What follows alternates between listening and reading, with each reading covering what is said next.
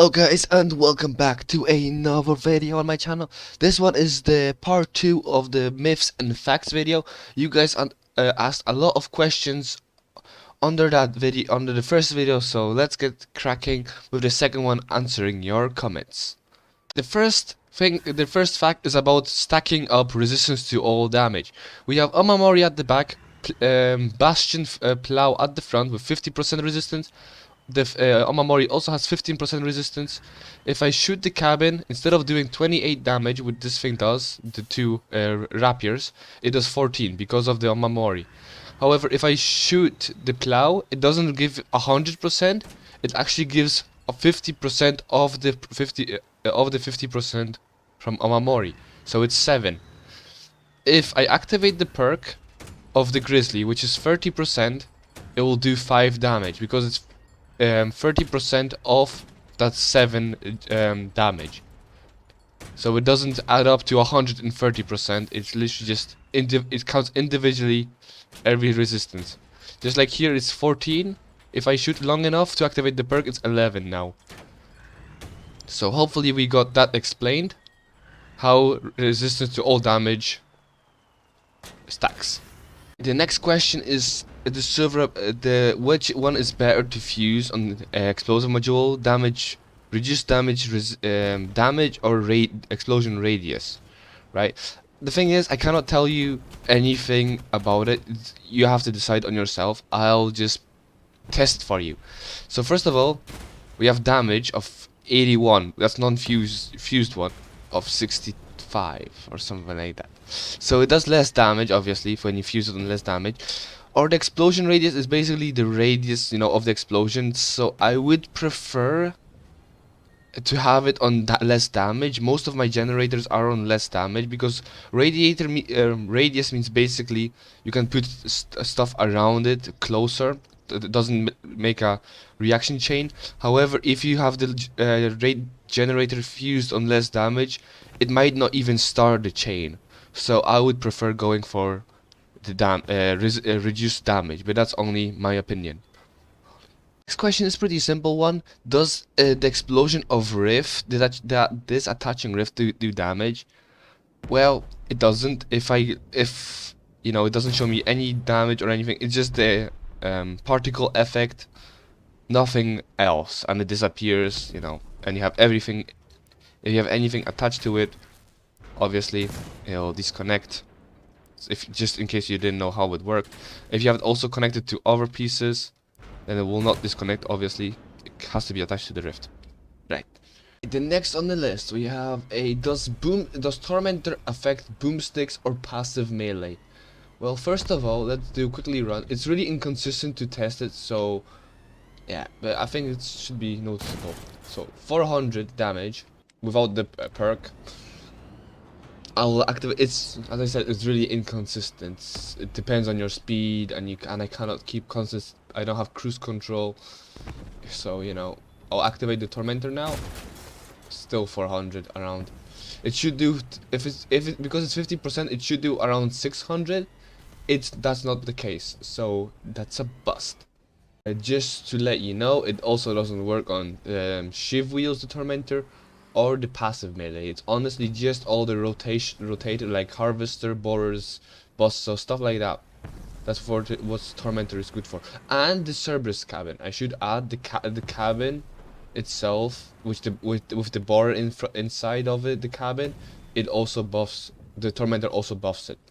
Let's see if the Tormentor works on Tempura. Okay, 380 with Tormentor this time. It was 380 last time. Activate. Also 380.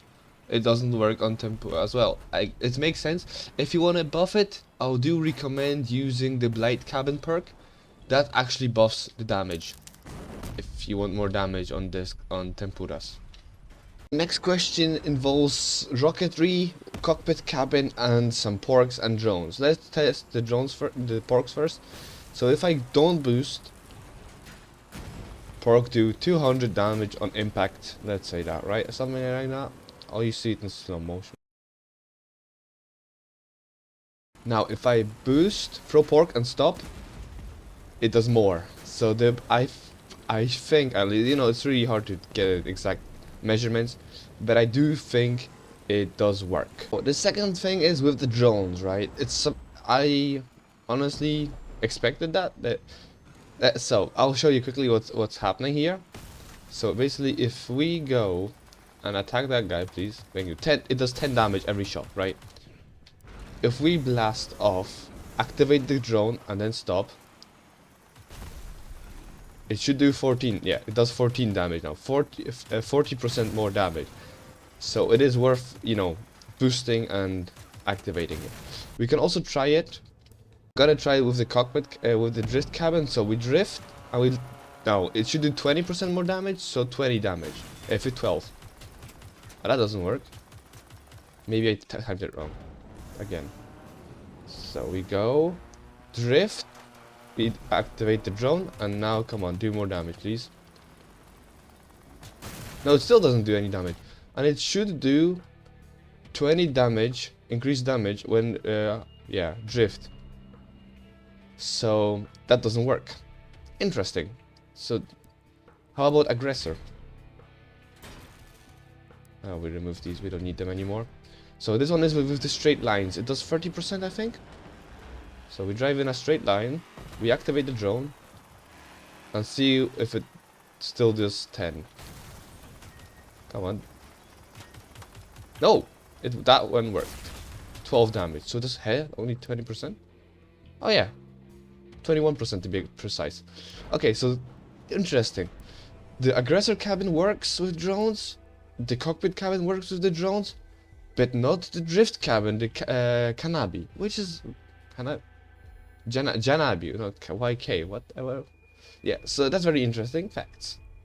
The next on our list we have inflatable mammoths. So as you know, Decor got nerfed, so you cannot use Decor as armor anymore. Well, this is an inflatable mammoth in front of a bastion cabin, and it does not allow me to shoot the bastion cabin. Interesting, isn't it? So we try with 2 Scorps. It will penetrate through 2. Okay, so I do 66 damage, so I shoot through the bastion, right? However, it also deals half of the damage. Inflatable Mammoth for the win. That's what I'm going to say here. Crazy. Alright, first test we have is what does drones focus first. So I'm going to point at Rango, but the bot is closer, so let's see who it will focus. And... oh, it focuses you! But then it changed then it changed targets, and now it doesn't want to change back because I pointed at the bot. Interesting. Take 2, let's see if it still focuses the same. Nope, it doesn't care that I'm looking at you. Come on, I'll move a bit further away. Come on, focus that guy. Oh, it just focuses whatever is near me. If I go to you... yeah, see, I'll go closer to him. It doesn't care who am I looking at.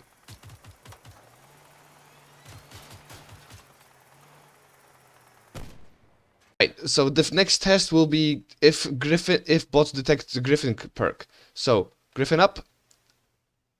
So I don't see him anymore, I'll place. So I do see him. Oh, okay, still shoots you. So it apparently, it doesn't care if you have a Griffin perk or not. Interesting. But not, last not least, we have Kamik perk against Destructors. We have 2 Destructors on a photon cabin. Now, without the Kami perk. I have 210 durability left. Now I'll activate the Kami. 3, 2, 1, activating the Kami. Yeah, now I have 390 left. That's amazing. 360 durability. Damage, I mean. 506. Well, half of that, you get 1 Destructor of these amounts. So, not bad, not bad. Okay, so we are reaching the end of the episode. Hopefully you did enjoy it. If you did, be sure to leave a like, subscribe, so you don't miss out another one. If you have any doubts, like for example the shear wheels and the Scorpion also took me by a surprise. The cockpit, that the cockpit worked and not the Janabi, that also surprised me, but the devs have a lot to fix apparently. So yeah, if you have also any mysterious things that should not work or or vice versa, be sure to let me know. I'll try to test them, and I'll see you in the next one. Bye bye.